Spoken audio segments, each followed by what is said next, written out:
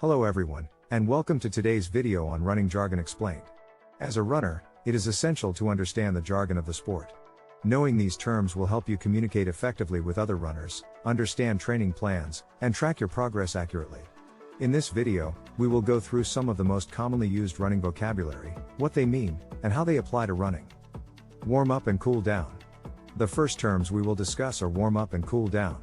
A warm-up is a period of light exercise that prepares your body for more intense physical activity. It usually consists of a few minutes of jogging, stretching, and dynamic movements. A proper warm-up helps to increase blood flow to the muscles, which reduces the risk of injury and improves performance. On the other hand, a cool-down is the period of low-intensity exercise that follows a workout or race. It helps to bring the body back to its resting state gradually. A good cool-down includes gentle movements, such as walking or slow jogging, and static stretches that target the muscles you use during your workout. A proper cool down also helps to prevent muscle soreness and stiffness. Pace. Pace is the speed at which you run per unit of time, typically measured in minutes per mile or kilometer. For example, if you run 1 mile in 8 minutes, your pace is 8 minutes per mile. Pace is an essential concept in running, as it helps you to gauge your effort and adjust your training accordingly. There are several different types of pace, including easy pace. This is a comfortable pace that allows you to maintain a conversation while running. It is typically used for recovery runs and long, slow distance runs. Tempo pace. This is a moderately hard pace that is sustained for a shorter period. It is usually used for tempo runs and intervals. Race pace. This is the pace you aim to run during a race. It is typically faster than your tempo pace but slower than your sprint pace. Cadence. Cadence is the number of steps you take per minute while running. It is usually measured in steps per minute, SPM, or strides per minute, SPM. A higher cadence is generally considered more efficient and reduces the risk of injury. A cadence of 180 SPM or higher is often recommended for distance runners.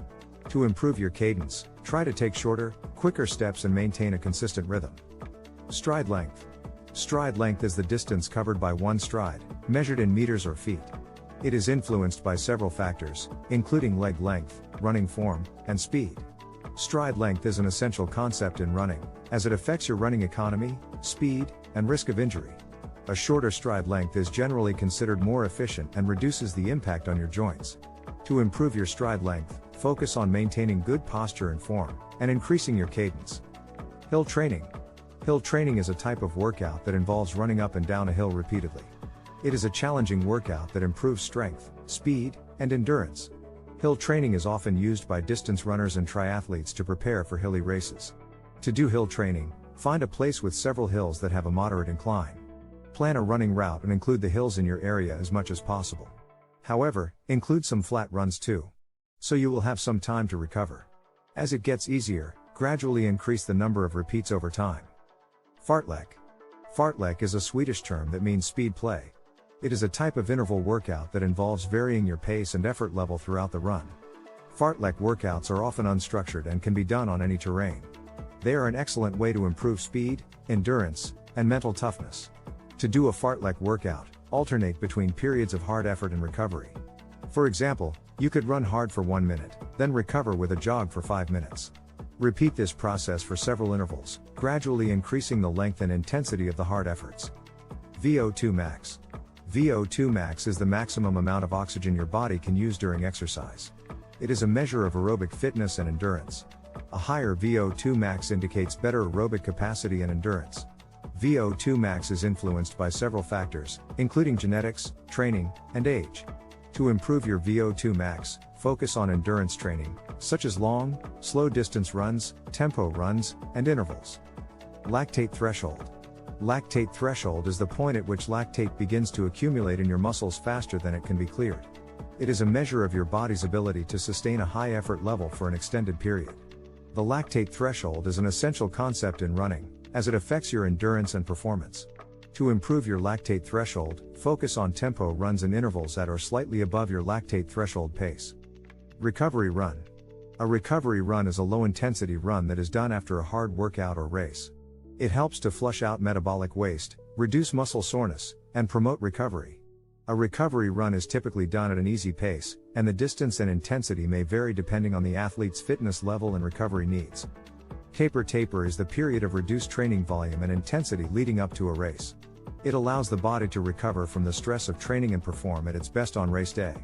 Tapering typically involves reducing the distance and intensity of workouts while maintaining some level of activity to avoid detraining. Intervals. Intervals are a type of running workout that involves alternating between periods of hard effort and recovery. During the hard effort intervals, you run at a faster pace than your normal running pace, often close to your maximum effort. During the recovery intervals, you run at a slower pace or even walk to allow your body to recover and prepare for the next hard effort interval.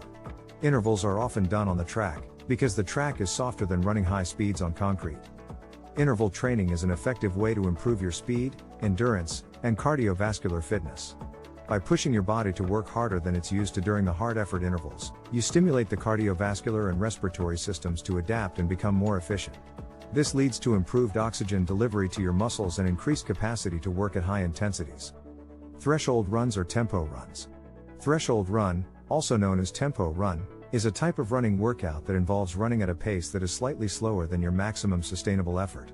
The pace is typically faster than your normal running pace, but not so fast that you cannot sustain it for an extended period.